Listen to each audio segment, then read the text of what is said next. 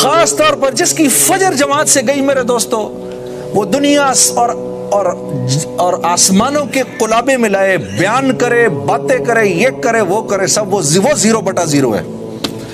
वो 0/0 है जो मस्जिद में फजर की नमाज नहीं पढ़ रहा।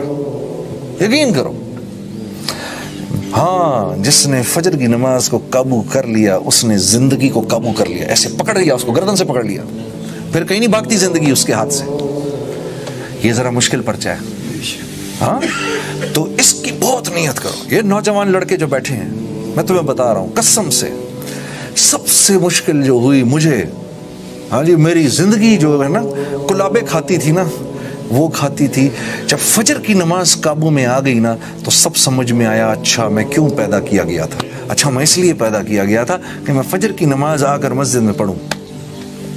हाँ, फजर की नमाज करते हो ना दिल से इरादा, इंशाअल्लाह नहीं छोड़ना, इस नमाज को ना छोड़ना, फजर की नमाज को ना छोड़ना मस्जिद।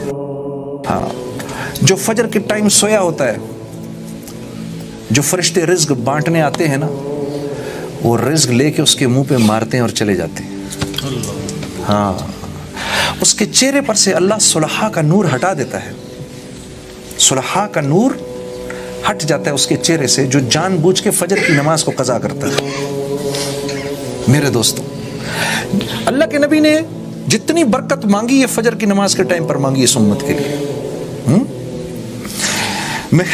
मैं एक जगह बैठा हुआ था, तो 5, 6, 8 लोग बड़ी सीरियस गुफ्तगू कर रहे थे कि मुसलमानों को क्या हो गया, और मुसलमानों को ये करना चाहिए, और मुसलमानों को वो करना चाहिए, और ये मुसलमानों की जियोपॉलिटिकल सिचुएशन है, और ये मुसलमानों की फलानी पोजीशन है, और ये फलानी। 5-6 बैठे हुए थे, ऐसे बैठे हुए थे। और फिर आखिर में मुझसे कहते हैं, तो जुनैद जमशेद साहब आपकी क्या राय है? मैं तो सटपटा गया एकदम से। मैं कही जी, मेरी राय तो मैं बाद में पूछूंगा, मैं पहले तो आप हजरात की राय से इस्तिफादा उठाना चाहता हूँ।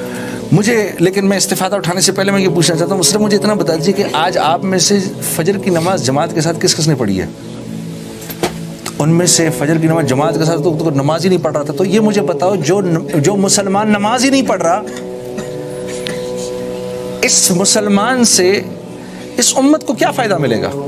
ना इसकी दुआएं कबूल हो रही हैं, ना अल्लाह वालों की दुआओं में इसका कोई इस्तेहकाक है। हाँ जी, और पता नहीं क्या क्या क्या क्या वईदें जुड़ी हुई हैं इस बेचारे के साथ। क्या बयान करें यार, हमारा तो दिल दुखता है।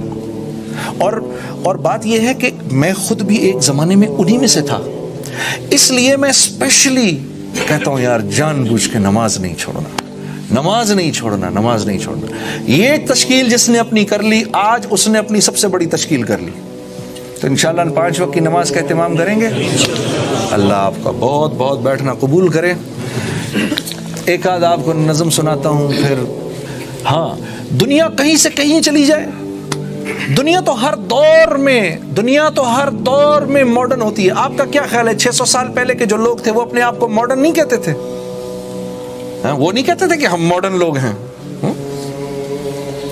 कुरान में इफ्कुन क़दीम, कुफ़ार मुसलमानों को कहते थे हाज़ा इफ्कुन क़दीम, ये तो पुरानी बातें हैं, गड़ी हुई बातें। अरे पुरानी बातें, जैसे हम कहते हैं यार ये तो पुरानी बातें हैं। ये 1400 साल पहले भी वो कहते थे ये पुरानी बातें हैं। आप यकीन करो, ये मैं सुना करता था, पुरानी बातें। लेकिन मेरे अजीज दोस्तों, जो इज्जत मोहम्मद सल्लल्लाहु अलैहि वसल्लम की ज़िंदगी में है, हाँ, आप यकीन करो, मुझे तो याद भी नहीं। आपको खुश करने के लिए, आपकी तक़वियत के लिए बता रहा हूँ। आप यकीन करो, जब से अल्लाह के रसूल की तारीफ़ शुरू की, ना जाने कितनी मरतबा रसूलुल्लाह सल्लल्लाहु अलैहि वसल्लम का सलाम आया है। हाँ, आपको खुश करने के लिए बता रहा हूँ, फ़ख्र में नहीं बता रहा। हाँ, आपकी तक़वियत के लिए यकीन करो कि ये इज़्ज़त वाली ज़िंदगी है। जहाँ रहो, हाँ, मोहम्मदी रंग में रंग जाओ, सारा आलम तुम्हारी इज्जत करेगा मेरे दोस्तों।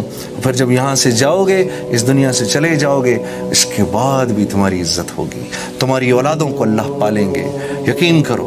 हाँ, तुम्हारी औलादों की अल्लाह कफ़ालत करेंगे। अल्लाह बड़े बड़े कदरदान है, बड़े कदरदान है। एक दुआ करो मस्जिद आकर कि या अल्लाह तू मेरा दिल मस्जिद में लगा दिया कर। हाँ, ये दुआ करो, क्योंकि अगर मस्जिद में दिल लग गया, सबसे पहले तो जिन 7 लोगों को क़यामत के दिन अर्श के साए के नीचे जगह मिलेगी, उनमें से एक वो होगा जिसका हर वक्त दिल मस्जिद में लगा रहता है। हाँ, तो एक तो अल्लाह से ये दुआ करो, दिल अल्लाह के हाथ में, या अल्लाह मुझे मस्जिद वाला बना दे।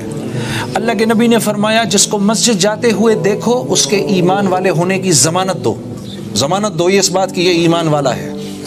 क्योंकि मस्जिद इंसानों के बनने की जगह है।